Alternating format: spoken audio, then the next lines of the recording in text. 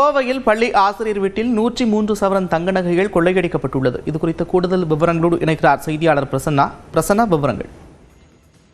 நந்தா, கோவை மாநகர் குனியமுத்தூர் அடுத்த நரசிம்மபுரம் ஐயப்பா நகர் பகுதியில் வசித்து வருபவர் ஜெபமார்ட்டின். இவர் தனியார் பள்ளியில் ஆசிரியராக பணிபுரிந்து வருகிறார்.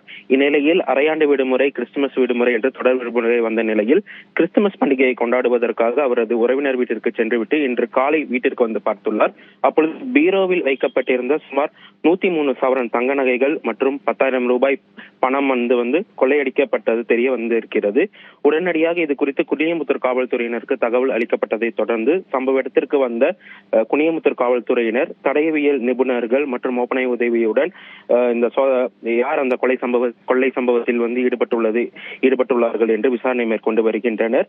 இதில் சுவாரஸ்யம் என்னவென்றால், வீட்டின் பூட்டை உடைக்காமலேயே கதவு திறக்கப்பட்டு கொலை சம்பவமானது நிகழ்ந்துள்ளதால் காவல்துறையினர் தீவிர விசாரணைகளை மேற்கொண்டு வருகின்றனர். அப்பகுதியில் உள்ள சிசிடிவி காட்சிகள் உள்ளிட்டவற்றை எல்லாம் திரட்டி யார் அந்த கொள்ளை குற்றவாளி என்பதை காவல்துறையினர் தற்பொழுது தேடி வருகின்றனர். இந்த சம்பவம் அப்பகுதியில் சற்று பரபரப்பை ஏற்படுத்தியுள்ளது.